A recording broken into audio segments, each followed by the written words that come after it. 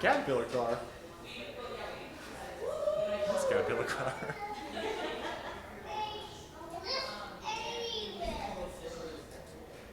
What is it, Bubba? Those are all the trains we have, little man. Yep. So they got to play together. They just got to play together.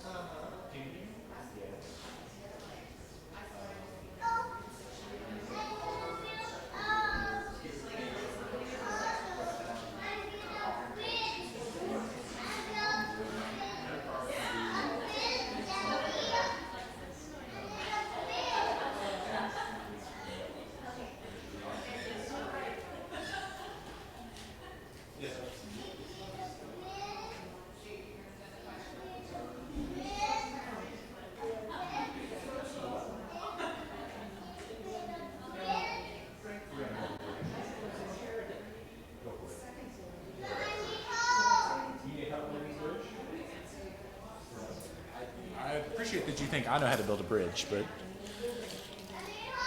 I need help.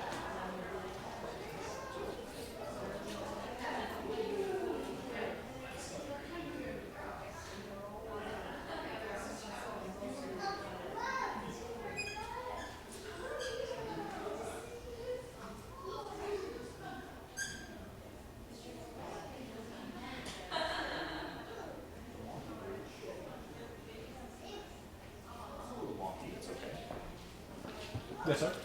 Anything? That's it.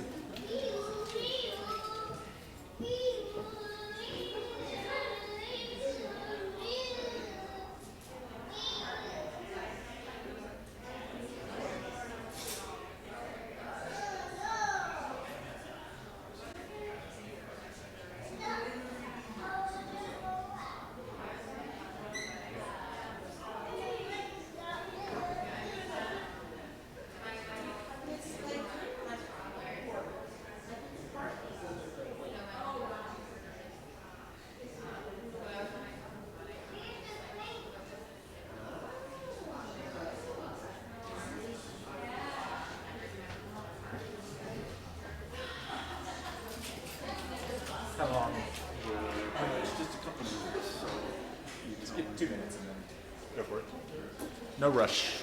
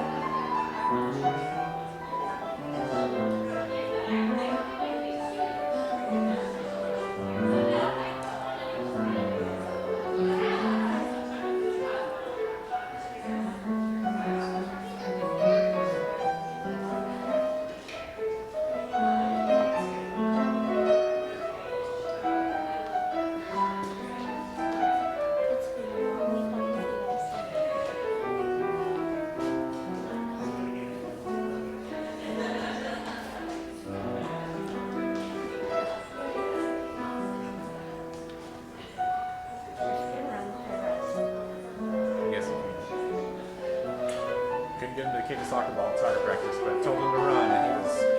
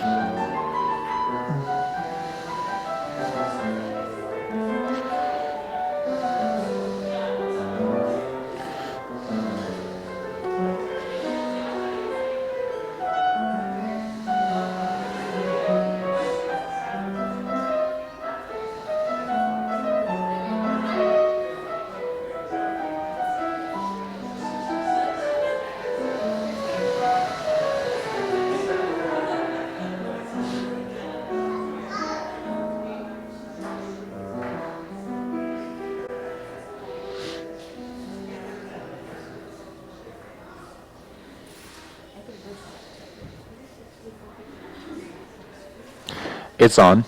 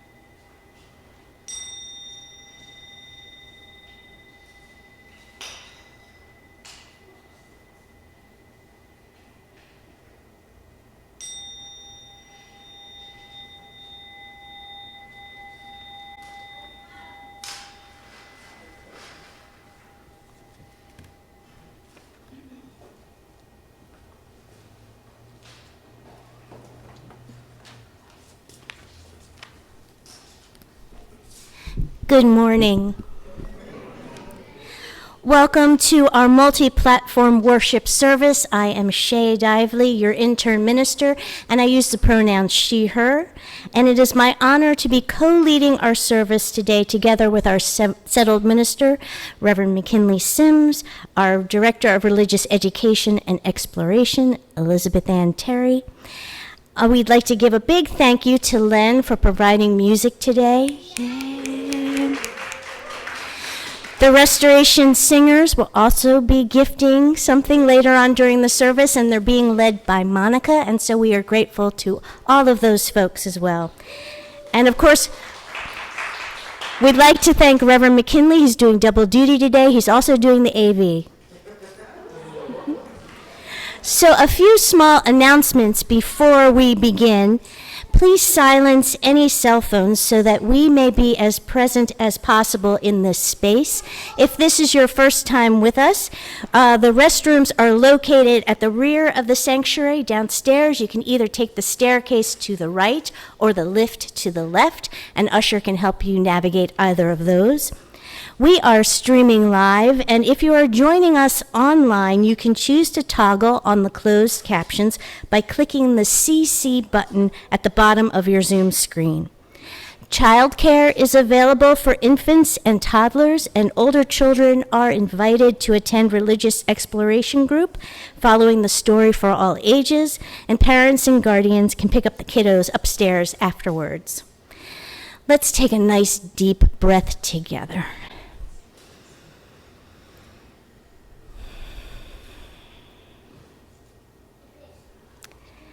This is a UU congregation, which means we are people of many differences, different faith traditions, different racial identities, different gender expressions, and all different ways of moving in and showing up in the world.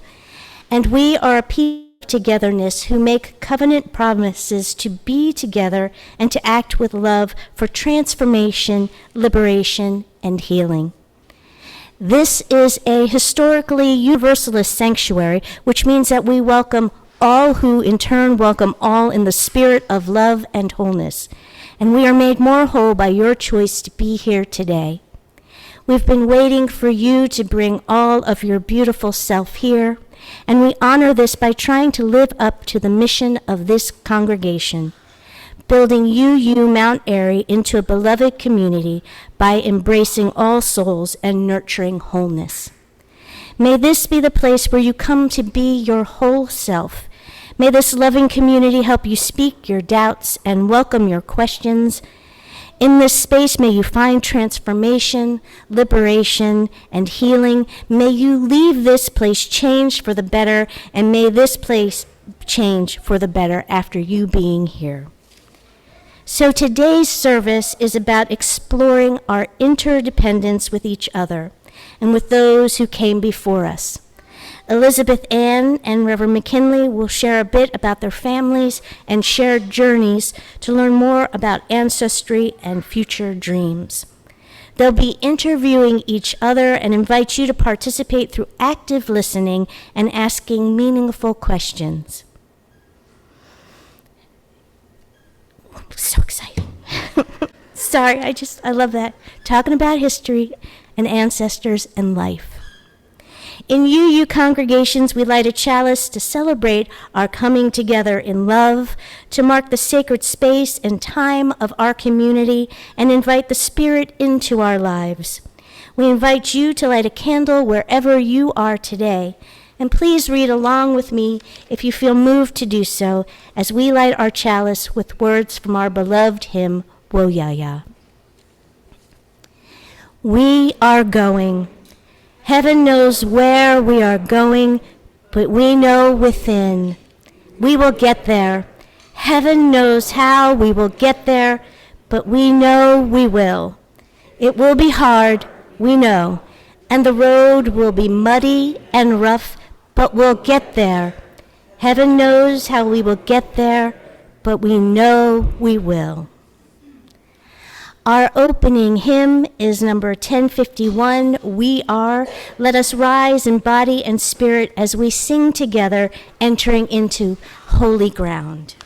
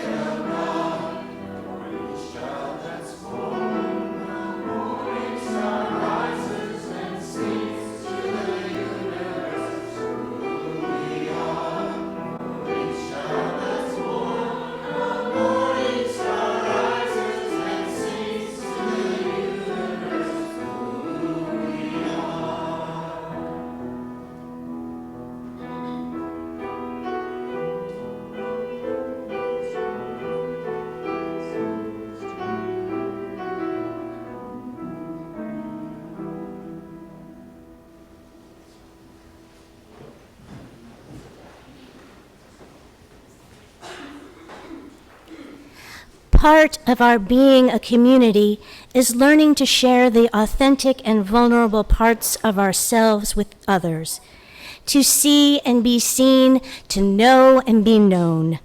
We make space today for that sharing, all of which helps to build this congregation into beloved community. We invite you to share what's going on in your life, to name your feelings and the people on your heart in need of prayer, good energy, best wishes, and other help. We invite you to get into your body and investigate what emotions you're experiencing, to share them as you feel called, so we can help one another hold our joys, our grief, our in-between feelings. We build community by celebrating our good things, mourning our troubles, taking risks, and listening deeply. For our online sharing, we invite you who are on Zoom to share what you're feeling this week and to lift up the names of those about whom you are thinking of in the chat. For those watching us on live stream or after Sunday morning, you can reach Reverend McKinley at minister@UUMountAiry.org. And for those in our sanctuary, we ask that you come up at one at a time by the side aisle to pick up a stone or stones from the basket, infuse or charge it with your joy and sorrow, and place it in the bowl of water where its energy will ripple out to be held by all of us. All are welcome to participate in any of these ways, and for those who have gathered virtually, we will add stones on your behalf. The sacred space of deep sharing is now open.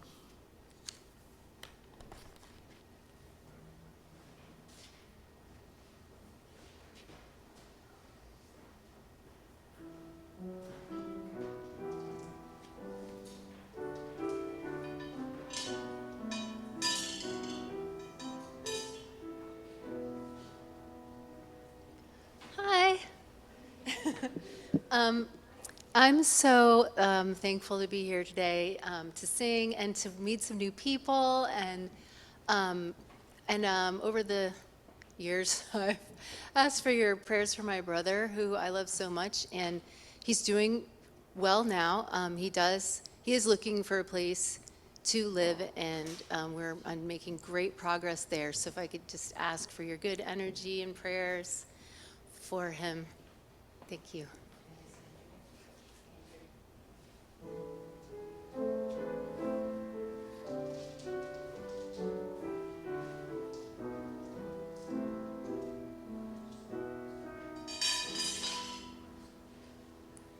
Good morning, I'm Linda, and my heart is really full this morning with both joys and sorrows. I visited Suzanne this week, just sending lots of love and light out to Suzanne Weltman, sending lots of love and light to Holly Ferris.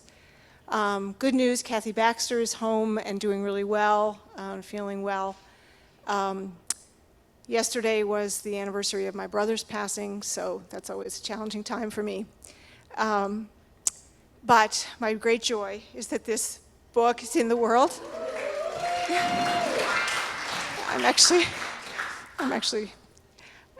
It took 4 years, and so I'm just so happy that it's here, and thank you all for your support.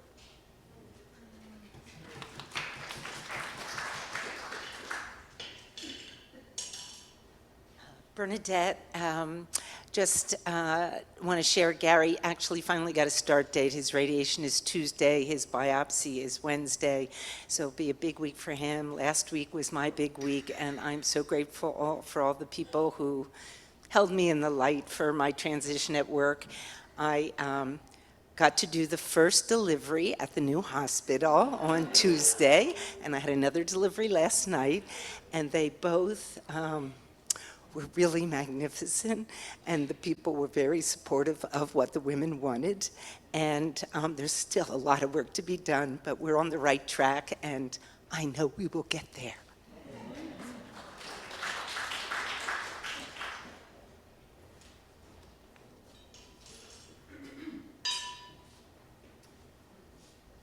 Hello. Hi. We are Rita and Beth, and we are on our way to the Camino next Thursday. to keep me, to keep track of me, you can go to Beast Fiber Studio.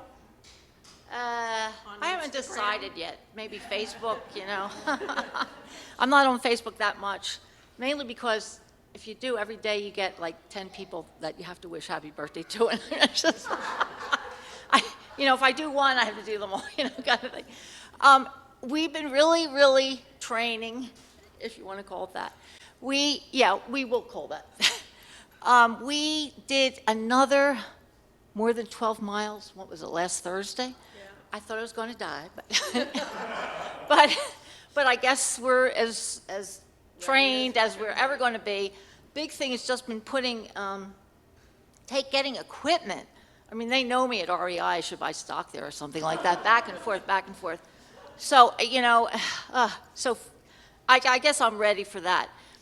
The one thing that obviously we're asking for all your good wishes and prayers that we have a good journey. And sometimes people dedicate the Camino to a certain person or a certain cause. So Beth has her own. There's so many I could choose. And thinking all what, people in this church as well, people that are suffering. I think that I also especially want to remember Therese McCleary, who you'll remember was the mother of a young woman who was just senselessly killed when she was 21 years old by gun violence in the city of Philadelphia. And she founded Moms Bonded by Grief. We did a Change for Change for her one month last year. So I'm going to dedicate it to her, that her heart be healed, because it's been about 14 years now, and for all the Therese McClearys, because so this scourge ends, and we don't need Moms Bonded by Grief. I mean, you know what I mean? So that's my wish. My wish is for me to be settled, for one. Also for all the people that suffer with mental health, which has not kept up with physical health as far as medical care. Yeah. So. Okay. Well, thanks. And friends, we're going to do a special congregational send-off for these two here in just a moment. So we'll ask them to come back up at the end of Joys and Sorrows. Second time I said I wasn't going to talk, damn it. Here I am. Anyway, just a shout out to Mother Gaia, Earth Day. So many great strides and so many people working so hard. The juxtapositions are mind-blowing because one minute we know what's going on in South Africa. Hard to know all what that is going on because of the wars and what's going on in the world. But people on the front line are still doing some great work. And just think about your own homes, your food waste, everything. Keep all of that in mind. Power's doing some great stuff. And again, all the frontline people. California, just a real quick, California, two amazing things with joy, sorrow, or the juxtaposition that they're finally going to be moving away from fossil fuels, wind power, everything is, they're doing everything with wind, solar, and electricity. And now, but at the same time, you have Jane Fonda fighting for the oil riggers to get rid of them. So we're living in that kind of dual world. But again, really great strides. Mother Gaia, happy Earth Day. Thank you.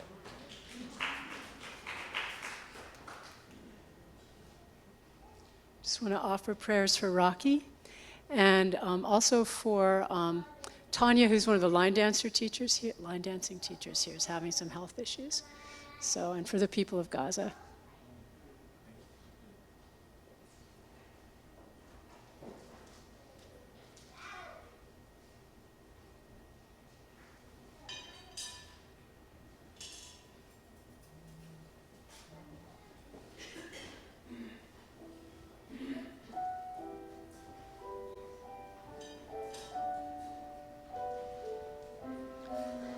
Just wanted to share a little spark of joy, kind of a surprise that happened that's related to our theme today. I was just struck by the theme, and I come from a family that on both sides there's been a lot of, I guess, fragmentation and separation, and So I did the ancestry thing a few years ago and learned, all the percentages of my my various strains of heritage. But then I just have ignored it since then, and I don't connect with anyone through it. And so I happened to look at it for some reason, and someone had reached out to me and asked a question about our potential connection. And turns out we're third cousins, and we've been messaging back and forth. She lives in East London, and we traced, how we're related, and it just really struck me. At some point, I'd like to do more of that tracing and connecting with family. So I'm just grateful to this person for reaching out and sort of the energy that brought in my heart.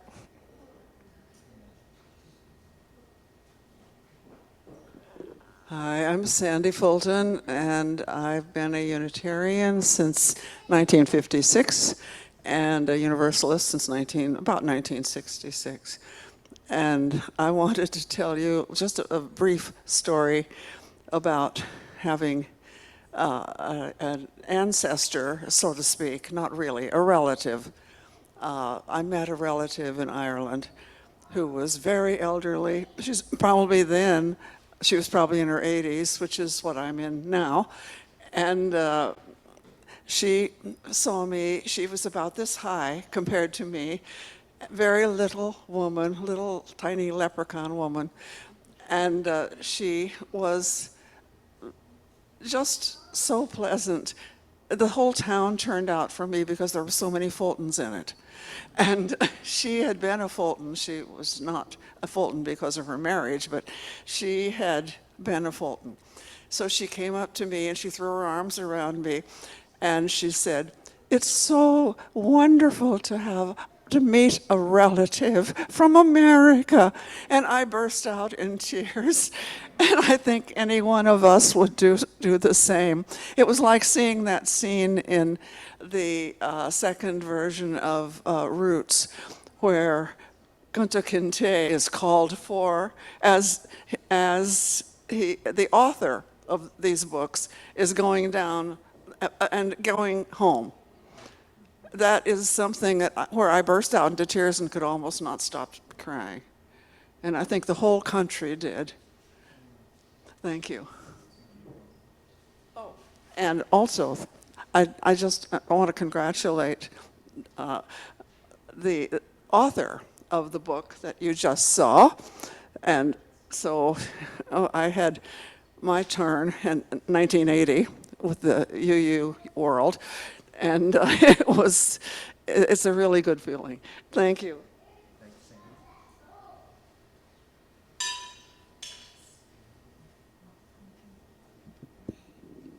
Hi, I'm Jim Walters. I just want to thank all of you for the very kind thoughts that you send upon the death of my sister. I was the youngest of the bunch, and now I'm the only of the bunch. But I would ask you to really keep in your thoughts and hearts her daughter, my niece, Alicia, who's really going through a tough time. In a relatively short time, she lost both her father and her mother, and is now going through a sadly very tumultuous divorce. Who needs all that, right? But unfortunately, she's got that. So please keep her in your thoughts. Thanks.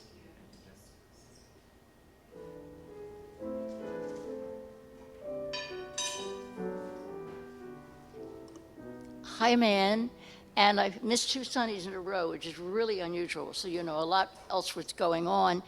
I just think I would like to ask for just prayers for my family, because not bad things, but things that are really take a lot of time and energy. And I have a good story. Last night, I'm running around like a chicken with no head, I think.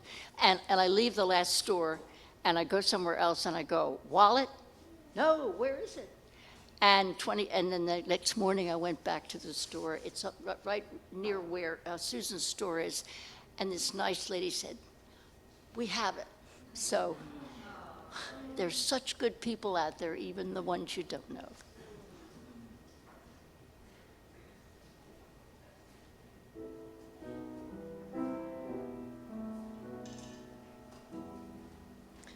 Good morning. My name is Sina, and I'm here from Bryn Mawr College, and I just wanted to thank you for welcoming us here today.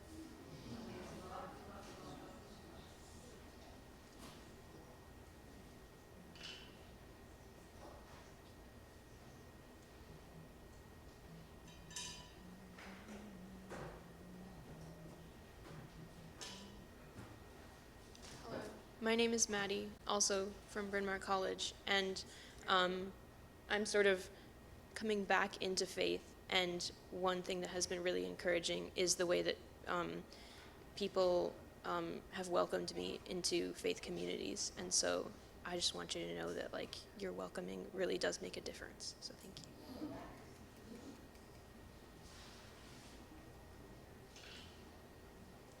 Hi, friends. I'm Josie. I've been really missing, kind of on the topic of family, I've been really missing my grandparents lately. They're going through a really hard time. And I walked into this congregation today and it smelled like their house, really oddly. And it was kind of the most beautiful thing I've experienced in a really long time, and it filled something for me. So thank you all for your welcome, and thank you all for welcoming us from Bryn Mawr. Thank you.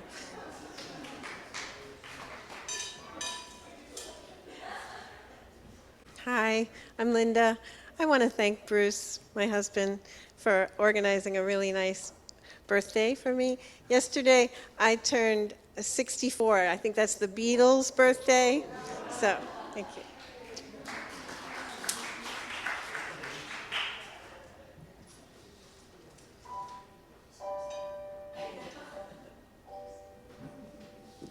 Ba-da-da-da-da, ba-da-da-da.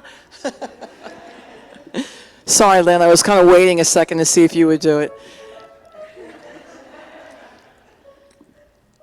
I'm Jill. I have a mitzvah to share. That is a joy, which in Jewish culture, beyond a good deed. And that is that I'm going to try to make this quick. There's a lot of details, but I want to just make it quick. My first cousin, Joy, and I went to Queens last week to visit our cousin, Marcia, who will be 88 next month. And I cannot believe that she will be 88 because when I was growing up, I idolized her because she's a classically trained vocalist and guitarist, and she lived in New York, in Manhattan, and I just loved her life, and I wanted to do that and so forth. And so I mention that because she has stepchildren, but they're all living in very far places, and we hadn't seen her in about 10 years, and a lot can change in 10 years at that age, so we didn't really know. Always keeping in mind she was always independent, has stayed independent, and so she needs a lot of things. So when we saw her, we took her out to lunch, and then we got some things for her that she really needed. And little by little, we're going to be taking her to see different doctors. And so yesterday, my cousin Joy arranged for her to go to a hair salon. And so we wanted to make sure that she was going to get to this appointment and get a taxi. Yeah, remember taxis? Not Lyft or Uber, but a taxi that she uses, the taxi service. And so, I called her to just check in and say I was excited for her appointment. And she was always gorgeous. Like, just when she was in her 70s, she would still turn heads on the street. Not that you can't be 95 and turn heads on the street. I'm just remarking. Anyway, and so I said, I'm looking forward to hearing how your appointment goes. And she said, I'm going to be beautiful. And I said, you already are beautiful. So it really feels wonderful that we have had to do some sleuthing to be able to contact one of her stepchildren for various reasons. And we're just kind of doing this, and it just feels wonderful because she doesn't have anybody else that can do this for her. So keep Marcia Pettit in mind.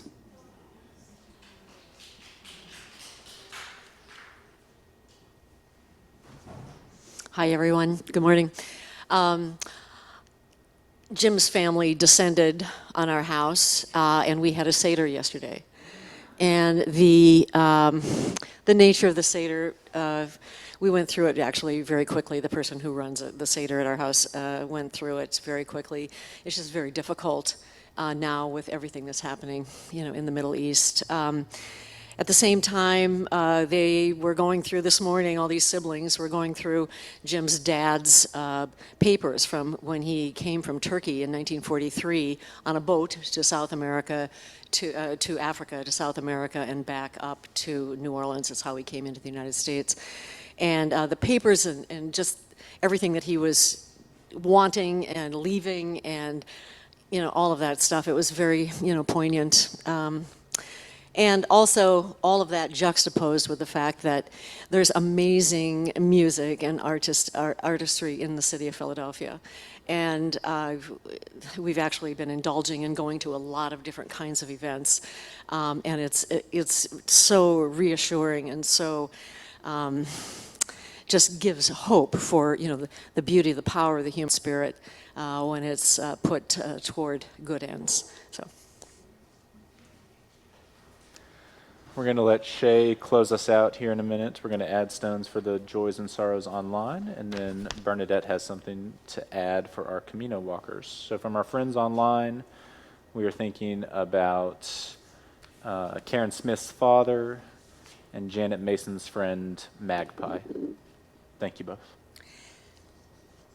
So this is a blessing for Beth and for Rita, and on behalf of our congregation and Holly and I who have walked the Camino, it's adapted by a blessing Macrina Wadaker. May flowers spring up where your feet touch the earth. May the feet that walked before you bless your every step. May the weather that's important be the weather of your heart. May all your intentions find their way straight to the divine. May your prayers be like flowers that blossom for other pilgrims. May your heart find meaning in unexpected events. May friends who are praying for you carry you along the way. May friends who are praying for you be carried in your heart. May the circle of life protect and provide for you and keep you safe along the way. May the work you do during this journey plant seeds to also heal the brokenness in our world. May you carry your joy, your light, your love, and your sadness and concerns in the backpack of your soul. May you feel the love and support that surrounds you. It will give you strength and courage whenever you need it. May this long walk be the exact perfect next step for your transition and for you knowing deep inside where you are meant to be.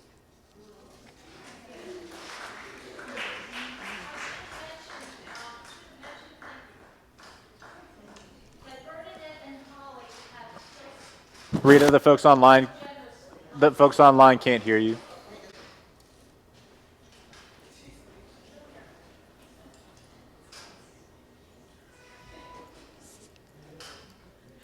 I should have mentioned, thank you so much, Bernadette. Bernadette, we spent like a whole afternoon with Bernadette, and Holly before that have given us so much good information, practical and spiritual, I guess, about the trip, and that's why the biggest reason we feel really, really prepared because of that. And I want to say that I was inspired to go because of this church. First, Holly, when she went, and that was like 10 years ago, I remember sitting in the pew saying, I want to do that. And then Bernadette. And when I had my knee replaced 7 years ago, and I was lying there, I said, if I ever get up, oh, this damn bad, I'm going on the Camino. So it's really, the inspiration came from this church. Thank you. Thank you.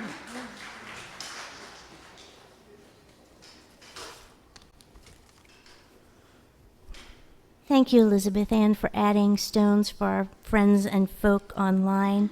And could you add one more for those that remain quiet in our heart? Thank you. Friends, let's just take a moment to breathe in all that has been shared with us today, all that has been gifted to us today.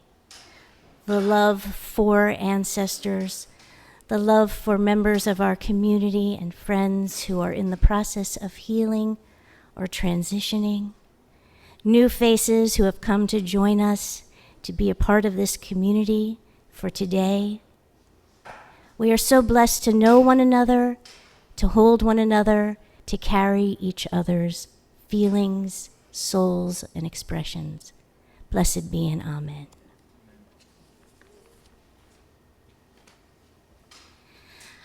So I get to do the story for all ages today, and the story is actually an adaptation of the 1619 Project story, Born on the Water by Nicole Hannah-Jones and Renee Watson, with illustrations by Nicholas Smith. My teacher gives us an assignment. Who are you? She asks. Trace your roots. Draw a flag that represents your ancestral land. Most of my classmates can count back many generations and learn about the countries where their families came from. They draw their flags, but I leave my paper blank. I don't know where I begin, what my story is. At home, Grandma asks me, how was school? I tell her about the assignment, how I couldn't finish it. I tell her that I feel ashamed.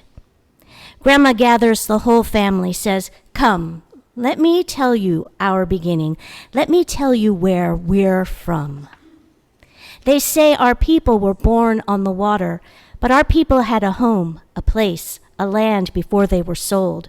400 years ago, in 1619, our ancestors were taken and brought here on a ship called the White Lion, a whole year before the Mayflower arrived. But before that dreadful voyage, there was a time when they did not pray for freedom. There was a time when they did not sing about overcoming. Their story does not begin with whips and chains. They had a home, a place, a land, a beginning. Their story is our story. Before they were enslaved, they were free. They spoke in their own language. They had their own words for love, for friend, for family.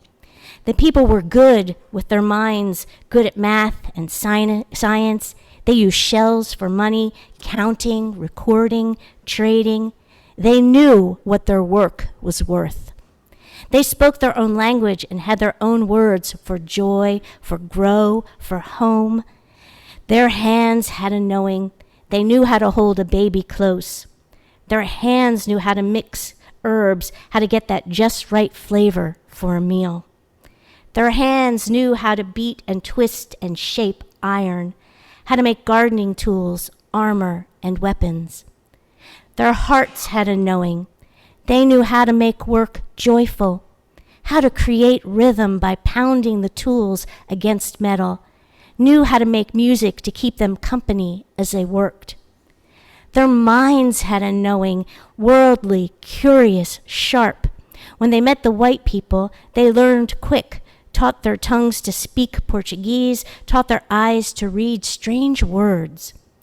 They knew how to mix the old with the new, how even an ancient people always had more to learn. And the people moved their feet, moved their whole bodies to the melody of horns and stringed instruments, of marimbas and drums. They danced to celebrate, to mourn. They danced as a way to worship, to offer thanks. Their bodies a song under open sky and bright sun. Their bodies a swaying testament to the beauty of creation. And the white people took them away, kidnapped them, baptized them in the name of their God, stamped them with new names. Ours is no immigration story, they said. They did not get to pack bags stuffed with cherished things, with the doll Grandma had woven from tall grass, with the baby blanket handed down from generation to generation, all the way back, so far back that it carried the scent of the ancestors. They could not hug their fathers and mothers, daughters and sons, hearts thumping in rhythm, clinging to that final sweetness before the parting. No promises, whispered from mouth to ear, of seeing each other soon.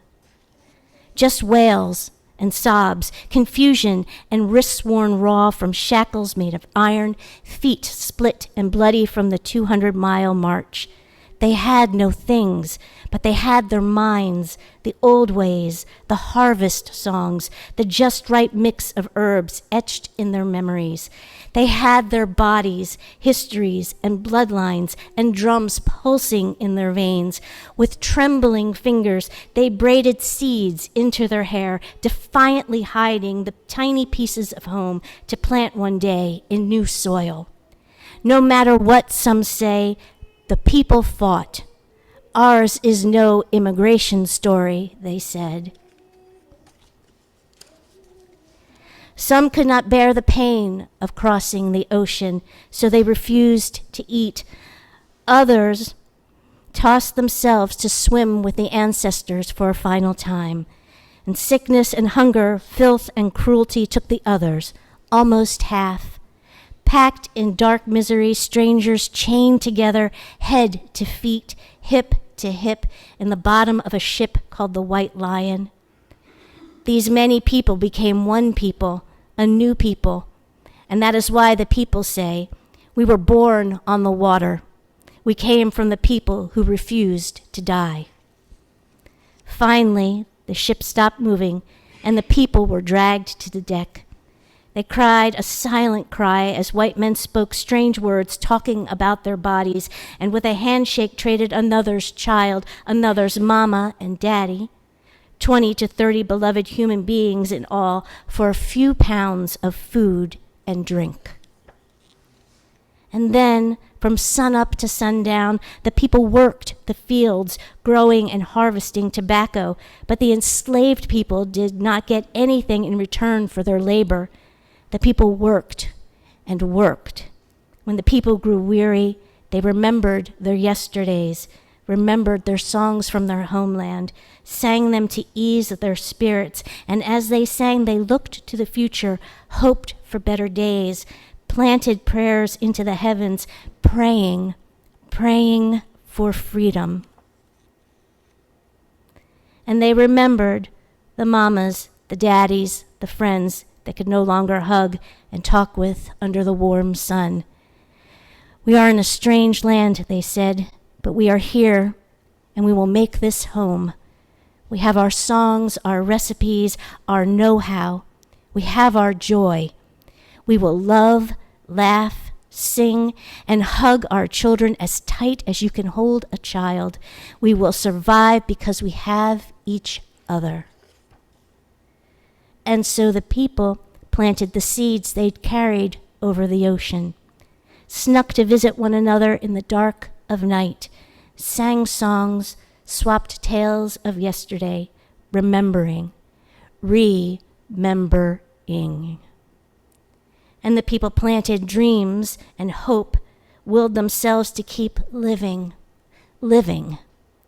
And the people heard and learned new words for love, for friend, for family, for joy, for grow, for home. We are in a strange land, they said, but we are here, and we will make this home. We have determination, imagination, faith.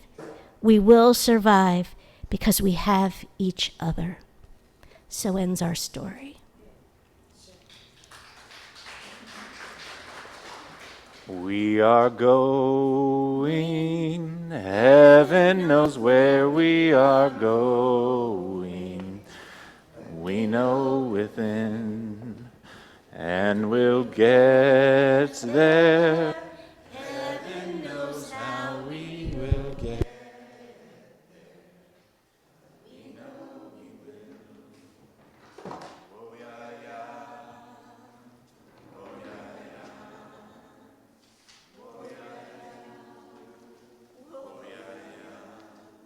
We are going, heaven knows where we are going.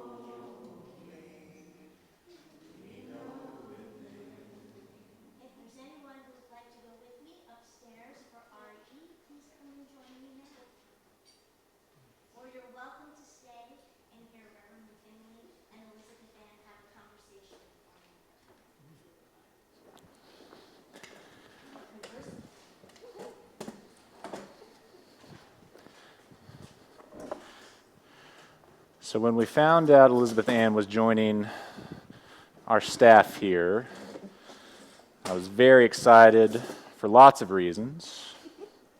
That's fine. Okay. That one.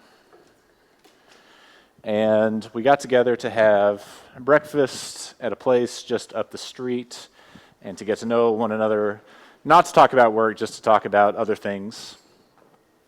And that's where this idea came from. To have a conversation about our families and our histories. Because Elizabeth Ann mentioned where she had just been on a trip, and that sparked something inside of me. So we're just going to ask each other a few questions, and if you don't mind, Elizabeth Ann, I'll ask you first to set us up. It should be on, yeah. Maybe not. No, it's on. How about that? Ooh.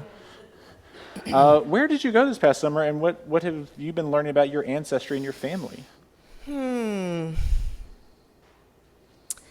Shay, thank you for that story, because I remember when I was in I think 7th grade, I was in junior high school, probably a social studies or history class, and we were asked to do a family tree, and I'm like, I don't know. And I went home, and essentially my father and mother said, let me tell you who your people are. So I knew at that time that my father's dad had come from the island of Antigua, and my mother's father was from Ethiopia. Didn't have a whole lot of details about that, but I had that information, and I felt I just didn't drop out of the sky. And sort of, as our order of service says, if they hadn't made their journeys, I would not be here. Wow. That's very humbling, because it ain't about me. So thank you. And I guess when you asked me that question, like when I was hired, I want to talk with you about Antigua, I thought you were just being polite.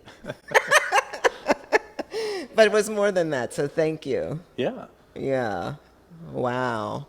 So my sister and I went to the island of Antigua, where my paternal grandfather was from, and he immigrated to the United States in like 1915, 1914, something like that, and made his way to western Pennsylvania, to this tiny town, and met my grandmother. Like, what? What are the chances of that? And nobody from our branch of the family had ever been there.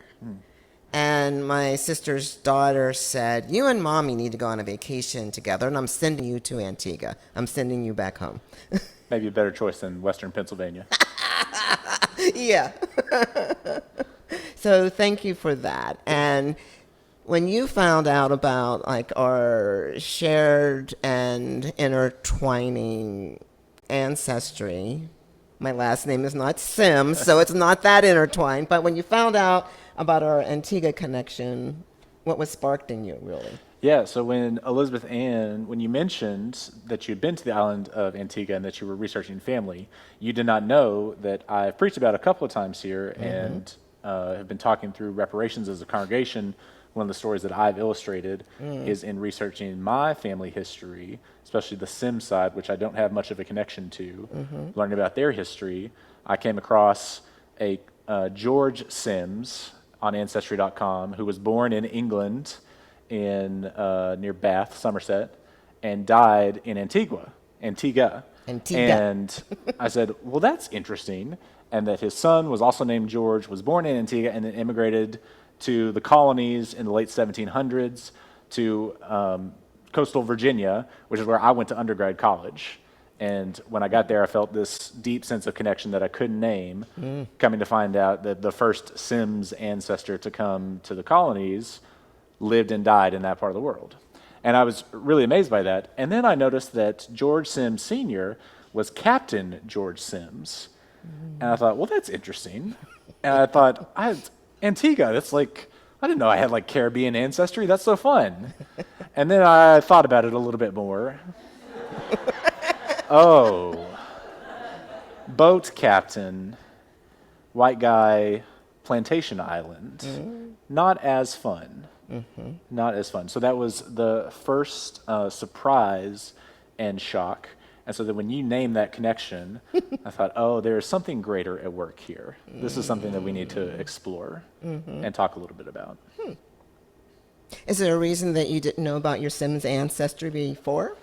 Yeah, not having much of a familial connection. I grew up with just my mom and my mom's side of the family. So that's actually how I got started. Was she was interested in one of her great-great-grandparents, and that's how I got onto Ancestry in the beginning, was to try and find more about this person who came from Wales.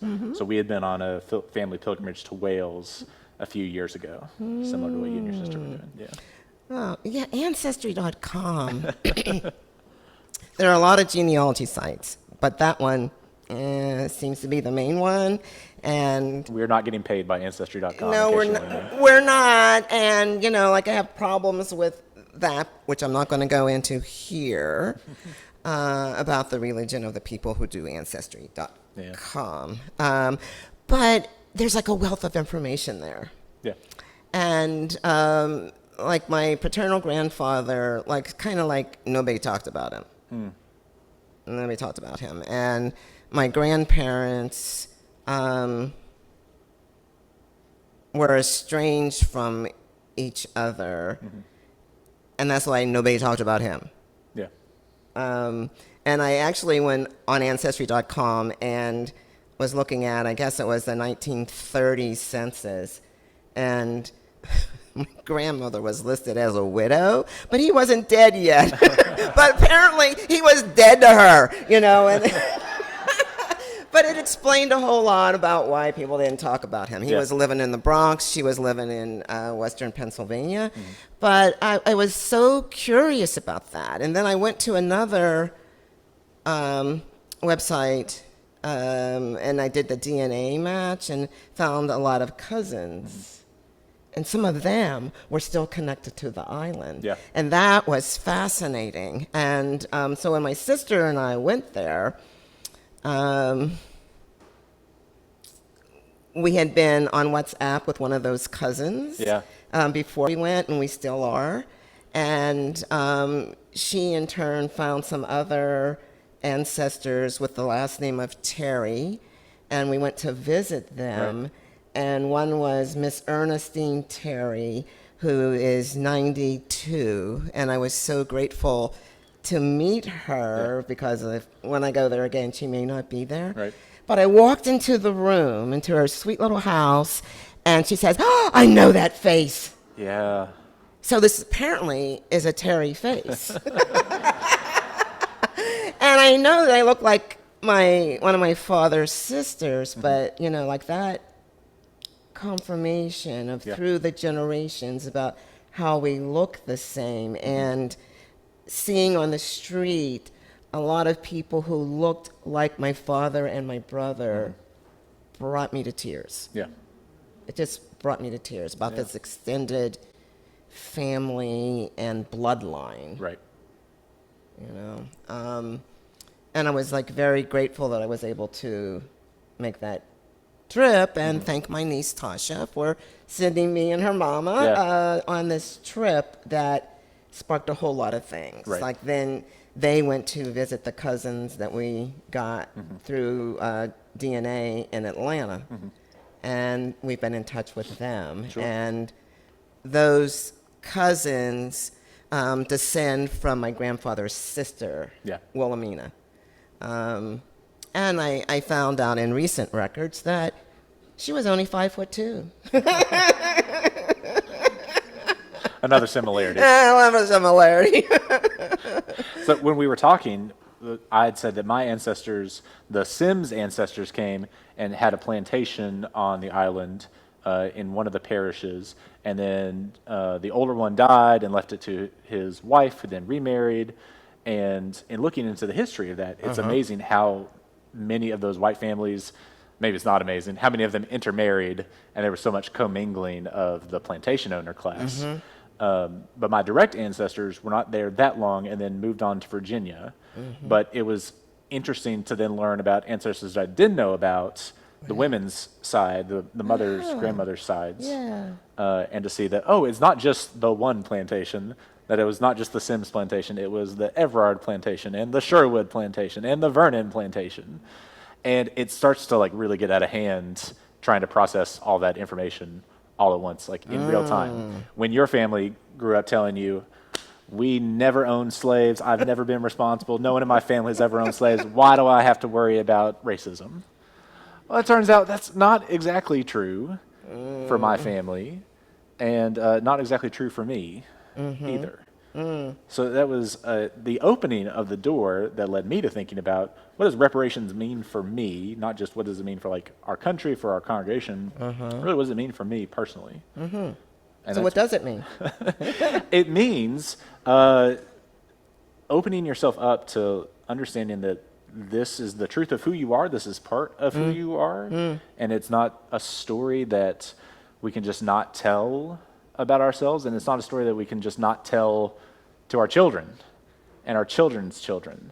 That part of that hiding of part of ourself, part of the hiding of our history, that is also hiding the pain and the trauma that both ancestors inflicted on people and that they absorbed from being enslavers, I think from being the people to persecute and oppress, right? That is also something that can be passed down, and that was something to wrestle with. And to just not talk about it is, as many of us know, simply not talking about the thing does not make it go away, right? That it is better to talk about it and get it out in the open. So what are you going to tell Griffin Mav? You told me you're going to ask me this question. I've been thinking about it all week. So I think what I want to tell them is that it really connects to this idea of interdependence, right? That we are not just little islands alone in the ocean, right? That our family history comes through this island in the ocean, and that is part of our history. And that's part of a history not to be neither proud nor ashamed of, but to just know that it is part of our history. And one of the things that we learned about in our reparations conference that many folks here in this congregation went to, sponsored by the city, was the idea of ghosts and haunting from your past, and then ancestors. And that you might have ghosts in your past that are people you're descended from, whose stories are haunting you even to this day. Whether that's something that's been passed down genetically, right? Whether it's height to your face, whether that trauma that they inflicted and they absorbed has been passed down in some way. That is something to name and to try and learn from, to try and do an exorcism, was the language they use, of these ghosts that are haunting you from your past, and try and help them transform into ancestors that you can learn from, that you can honor, that you can respect, even though they weren't perfect, and find a way to have some kind of gratitude, because if they weren't, we wouldn't be, right? That's right. So trying to find a way to explain that to children, that's my next step. But that's the message I want to give. Does that make sense? Yes, it makes total sense, and thank you so much for that. And that reminds me of a couple of things. One was a retreat that I went to at Soul Fire Farm in upstate New York, founded by the daughter of a UU minister who's Haitian American. And the retreat was about reclaiming, as people of color, our relationship to the land. And there were, the mix of America was there of people of color. And one of the exercises that we did was everybody's in a circle, and like if what is said applies to you, you step into the center of the circle. If not, you just stay there. And so one of the questions was, were your people enslaved? And so I stepped into the center of the circle. And then the next question was, were your people enslavers? I had to step into the middle of the circle. My father's mother was very light-skinned with straight hair. And like if y'all watch, Finding Your Roots, most black people like swear it's from Native American ancestry. They got this straight hair and light skin. No, as my grandmother put it, and she was like this Victorian lady, but she said, no, I look like this because our people were raped. And that word coming out of her mouth was astonishing, but that's the truth of how she looked like that. And so then she marries this man from the Caribbean that was like dark, dark, dark, dark. Yeah. And it was like so interesting that she made that choice. And I'm grateful that I don't have her rage. Yeah. She lived into her 80s and she was angry all the time. Mm-hmm. And part of that anger was probably shame about how she looked. And sort of like the stupidity of the state of Pennsylvania, it has on her death certificate that she was white. She would be so angry behind that. But so the ghosts, the ancestors, like sort of, I feel like if I'm going to own any of it, I need to own all of it. Yeah. And that's the reality of enslavement. Mm-hmm. That my people were property. Mm-hmm. And yeah, that makes me angry. I'm not in a rage about it. It's sort of like, okay. Sort of the anger and the curiosity has me go to Ancestry.com to find out more. And my father was the griot in his generation, and I think I am in mine. And what's a griot for those who don't know? Storyteller. The storyteller. And so he kept stories in an oral tradition, and his Aunt Maddie, my grandmother's sister, kept the stories. And because they kept stories in the oral tradition, I have them. Mm-hmm. Otherwise, I wouldn't. Yeah. I wouldn't know about great-great-great-great-grandparents, and which I know is kind of extraordinary. Mm-hmm. For African Americans coming out of enslavement, that I have a photograph of my great-great-grandfather. Yeah, yeah. That maybe I'll bring for the next conversation. To be clear, when Elizabeth Ann and I discovered this, my first thought was, oh gosh, what if there's a Sims in her family line? That's going to be really interesting for us to explore. But then looking at kind of my specific family history and what I can tell from reading about what happened on the island, right? That my family was not there for very long, mm-hmm. and then came to Virginia. And then one of the son who came to Virginia, when he died, his estate went to found a school in Virginia. And then when that school transitioned and went under part of that estate, they went to found another school, a new school with a royal charter called the College of William and Mary in Virginia, which is where I went to undergrad from West Texas. And then another part of his estate went to become what is now the Hampton, Virginia public school system, and there's a scholarship that I don't think is in the Sims name, but is from this old, piece of this estate from the 1700s that sends kids in Hampton to college. So they're like, that was exciting, but I didn't have anything to do with that. So that is one of the things that we're going to talk about here at the very end is what do we want to do with this? But as far as our personal connections, it's not clear to either one of us, I think, that one of our ancestors were that connected by enslavement. But it is also not impossible that our ancestors it's a small island, right? We're passing by each other. We're connected in some way in the distant past. And so for us to be here, I think it was that curiosity. Yes. And that kind of wonder more than any grief, rage, anger, I think. But another connection. Yeah. The aforementioned niece Tasha went to Hampton. Get out of here. I kid you not. That's where her undergraduate degree is from. What can I say? What Elizabeth Ann and I have committed to is to start this conversation now and to keep talking and keep doing research and then come back in the fall and think more about what do we want to do with this? What do we want to do with this? And then we're going to open it up to you. What do you want to do with your stories? Not necessarily with our stories. If you want to help with our stories, I guess that would be fine. So we'll talk a little bit more about that after we take up an offering.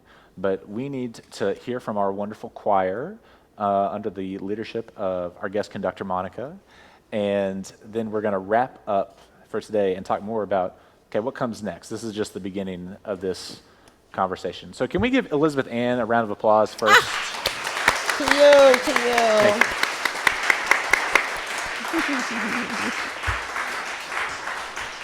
Thank you, friends. So I'm going to invite our choir forward to get ready for their offering.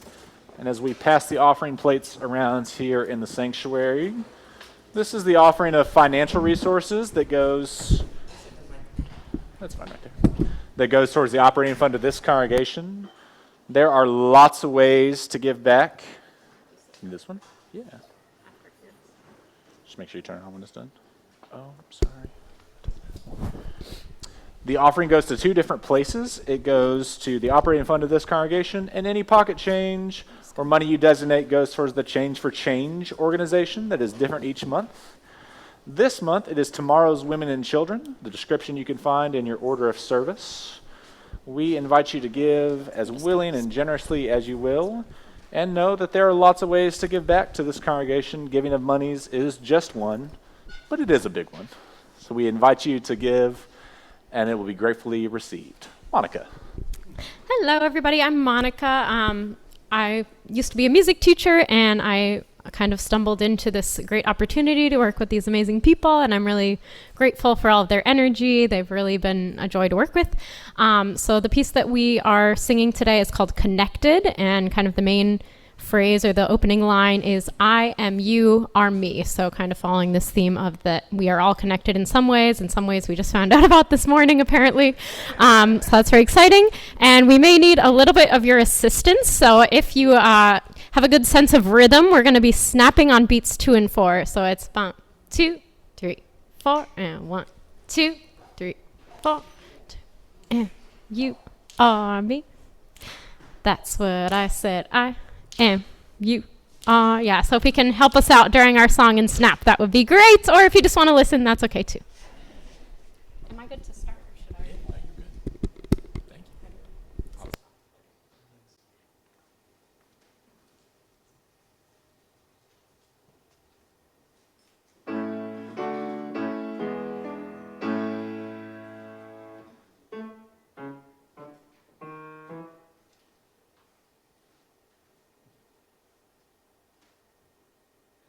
I am you are me. That's what I said. I am you are me. Don't you see? I am you are me. That's what I said. I am you are me. Don't you see? I am you are me. That's what I said. I am you are me. Don't you see? I am you are me.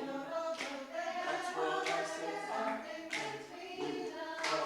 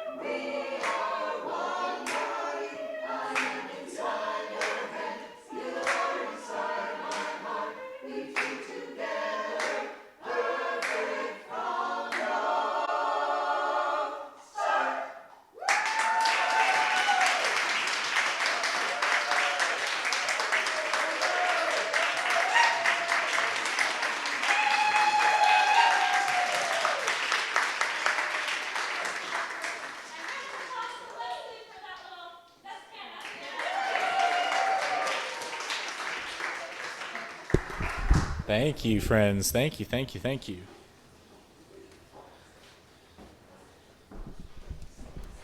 All right, beloveds, the question before us as we get ready to close out our service is, what do we do with this information? When we learn something that tells us that we are connected, that you are a part of me and I am a part of you, what do we do with that?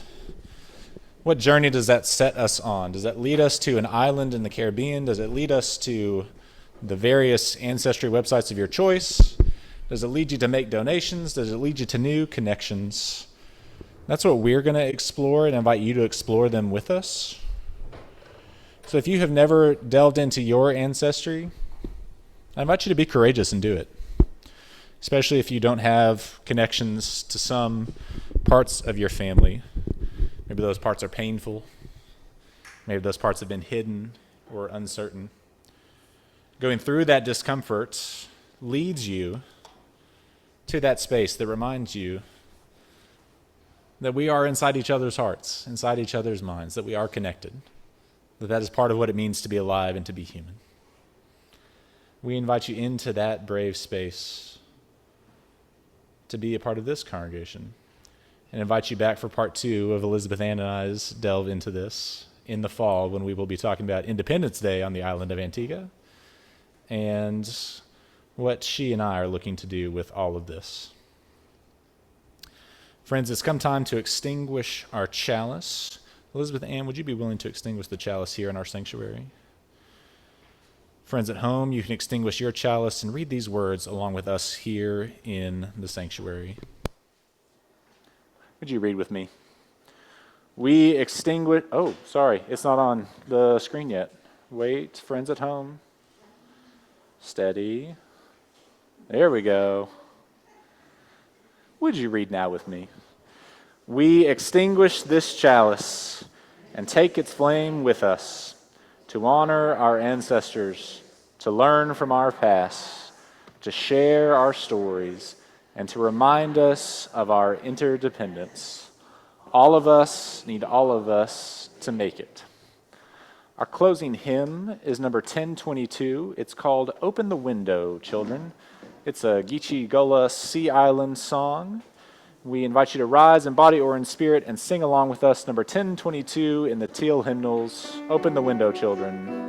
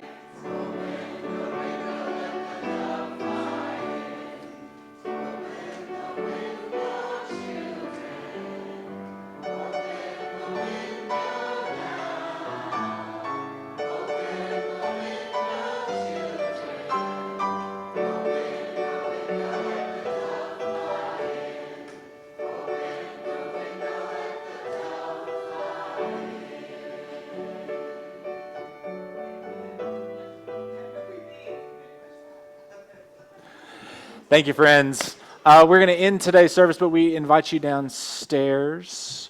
I hope that you will open the window of your mind and of your heart to find what new stories and what new connections might be made when we delve into these spaces that have been held from us or that can be kind of painful.